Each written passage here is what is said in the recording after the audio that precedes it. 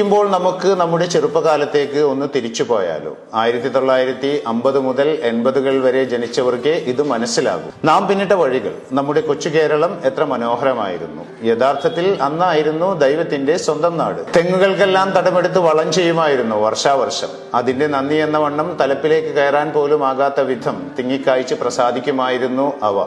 മാസാമാസമുള്ള വിളവെടുപ്പ്. കിട്ടിയ തേങ്ങയിൽ വീട്ടാവശ്യത്തിനുള്ളത് എടുത്ത് ബാക്കി ഉണക്കി കൊപ്രയാക്കി ആട്ടിയ വെളിച്ചെണ്ണ കൊണ്ടുവരുമ്പോൾ ആ പ്രദേശം മുഴുവൻ അറിയുമായിരുന്നു നാളികേര സുഗന്ധം. തൊഴുത്തിലെപ്പോഴും ഒരു പശുവിനെങ്കിലും കറവ ഉണ്ടാകുമായിരുന്നു. പാലും മോരും തൈരും വെണ്ണയും നെയ്യും അടുക്കളയിൽ എപ്പോഴും നിറഞ്ഞു നിൽക്കുമായിരുന്നു. നെല്ലും പയറും മുതിരയും ഉഴുന്നും ഊഴം പോലെ മുറ്റത്ത് കിടന്ന് ഉണങ്ങുമായിരുന്നു. പുരയിടങ്ങളിൽ അമ്മ നടുന്ന പച്ചക്കറിക്ക് വെള്ളമൊഴിക്കാനായി ഓടി നടക്കുന്ന അച്ഛൻ. ചെറിയ മൺപാത്രങ്ങളിൽ വെള്ളം തൂക്കി നിരനിരയായി ഞങ്ങൾ കുട്ടികൾ ചീരയെയും കൈപ്പയെയും വെണ്ടയെയും നനച്ചിരുന്നു. ഇടക്കൊക്കെ മൂക്കാത്ത വെള്ളരിയും വെണ്ടയും പൊട്ടിച്ചു വായിലാക്കിയിരിക്കും. വൈകുന്നേരം ഒരു പ്രധാന ജോലിയുണ്ട്. തലേന്ന് കത്തിച്ചു വെച്ച കരി പിടിച്ച കറുത്ത മണ്ണെണ്ണ വിളക്ക് തുടച്ചു മിനുക്കി വെക്കണം. അത് കഴിഞ്ഞ് കിണറ്റിൻ കരയിൽ ചെന്ന് വെള്ളമെടുത്ത് ലൈഫ് ബോയ് സോപ്പും ചകിരിയും ഉപയോഗിച്ചുള്ള കുളി. പിന്നെ ക്യൂട്ടിക്യൂറ പൗഡറിന്റെ സുഗന്ധം.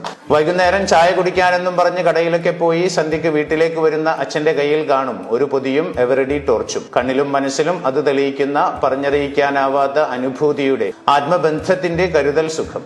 മണ്ണെണ്ണപ്പുക വലിച്ചു കയറ്റിക്കൊണ്ട് അമ്മ ചോറ് തിന്നാൻ വിളിക്കും വരെയുള്ള പുസ്തക വായന. കൂട്ടിന് വയലിൽ നിന്നുള്ള തവളകളുടെ മേളം. ഉറങ്ങാനുള്ള തിരക്ക് കൂട്ടൽ. കാലത്തെണീറ്റാൽ ഉടനെ ഉണക്കയിലകൾ കൂട്ടിയിട്ട് കത്തിച്ച് വട്ടം കൂടിയിരുന്ന് തീക്കായൽ. ആ സമയത്ത് മഞ്ഞ് വീണ് നിറഞ്ഞ വൈക്കോൽ കൂനയിൽ നിന്നും വെളുത്ത പുക ഉയരുന്നുണ്ടാകും. കുളിയും ചായകുടിയും കഴിഞ്ഞ് 9 മണി എന്ന കണക്കിൽ പുസ്തകക്കെട്ടിന് ഇലാസ്റ്റിക്കും വലിച്ചിട്ട് ബട്ടൺ പൊട്ടിയ ട്രൗസറും പിടിച്ച് ഒറ്റ ഓട്ടം സ്കൂളിലേക്ക്.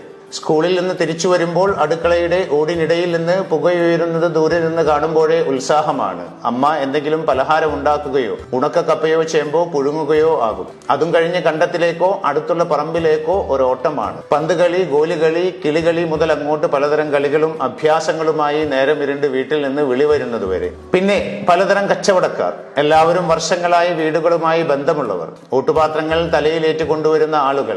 വിഷു ആകുമ്പോഴേക്കും മൺപാത്രങ്ങൾ വലിയ കൊട്ടകളിൽ കൊണ്ടു നടന്ന് വിറ്റ് പകരം നെല്ലോ പയറോ വാങ്ങിപ്പോകുന്ന സ്ത്രീകൾ. തഴപ്പായ നെയ്ത് വർഷാവർഷം പറയാതെ തന്നെ വീട്ടിൽ കൊണ്ടു തന്നിരുന്ന അമ്മൂമ്മ. കുട്ടനിറയെ കുപ്പിവളകളും കൺമഷിയും മറ്റുമായി വന്നിരുന്ന വളക്കച്ചവടക്കാർ. കല്ല് കൊത്താനുണ്ടോ എന്ന് വിളിച്ചു കൊണ്ടുവന്നിരുന്ന കല്ലുകൊത്തികൾ. പിന്നെയുമുണ്ട് ഒരുപാട് പേർ. പാത്രക്കച്ചവടക്കാർ, തുണി അലക്കുന്നവർ, തലക്കുഴിയാൻ മൺപ്രതിമയുമായി വരുന്നവർ, അങ്ങനെ ഒരുപാട് പേർ.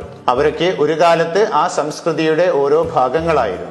അന്നെല്ലാം ആർക്കും ആരെയും സംശയമോ അകൽച്ചയോ ഭയമോ ഉണ്ടായിരുന്നതായി കണ്ടിട്ടില്ല. വീടുകൾക്ക് മതിലുകളില്ലായിരുന്നു. ആളുകൾ എല്ലാ പറമ്പുകളിലൂടെയും വീട്ടുവളപ്പുകളിലൂടെയും യഥേഷ്ടം വഴി നടന്നിരുന്നു. എല്ലാം എല്ലാവരുടെയും സ്വന്തമാണെന്ന് തോന്നലുണ്ടായിരുന്നു. അരിയായാലും തേയിലയായാലും ചുറ്റുമുള്ള വീടുകളിൽ എവിടെയെങ്കിലും ഉണ്ടായാൽ മതിയായിരുന്നു. എല്ലാവർക്കും അതിൽ അവകാശമുണ്ടായിരുന്നു. വീട്ടിലെ കറിക്ക് രുചിയില്ലെങ്കിൽ പാത്രവും എടുത്ത് അയൽപക്കത്തേക്ക് ഒറ്റയോട്ടമായിരുന്നു. എവിടുന്നും എപ്പോഴും ഭക്ഷണമോ വെള്ളമോ കിട്ടുമായിരുന്നു. പ്രത്യേകിച്ച് എന്തെങ്കിലും പാകം ചെയ്താൽ ഓരോ ഓഹരി അയൽ വീടുകളിലും എത്തിയിരുന്നു. കുരുത്തക്കേട് കണ്ടാൽ മുതിർന്നവർക്കും അധ്യാപകർക്കും ശാസിക്കാൻ ആരുടെ മക്കളാണെന്ന് നോക്കേണ്ട ആവശ്യമില്ലായിരുന്നു. മക്കൾ എല്ലാവരുടെയും മക്കളായിരുന്നു.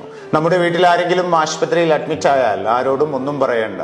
അയൽപക്കത്തുള്ളവർ പൊടിയേരി കഞ്ഞിയും ചമ്മന്തിയും തോരനുമായി നീളമുള്ള അടുക്കുപാത്രവുമായി വരും. എന്നിട്ട് കൂട്ടിനിരിക്കുന്നവരെ വീട്ടിലേക്ക് വിടും, കുളിച്ച് വസ്ത്രം മാറി വരാൻ. അടുത്ത വർഷം വരെ മനസ്സിൽ തങ്ങി നിൽക്കാൻ പാകത്തിൽ കൊല്ലത്തിൽ 1-2 പ്രാവശ്യം മാത്രം ലഭിച്ചിരുന്ന മാസ്മരിക ഗന്ധം തീർത്ത് മനസ്സിലും ശരീരത്തിലും കുടിയേറിയിരുന്ന കോടിയുടുപ്പുകൾ.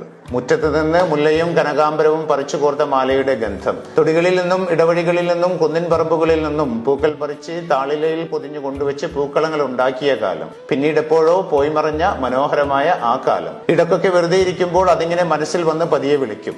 ഒന്ന് കണ്ണടച്ചു കൊടുത്താൽ മതി, നമ്മളെയും എടുത്ത് പറക്കും കാലങ്ങൾക്ക് പിറകിലോട്ട്.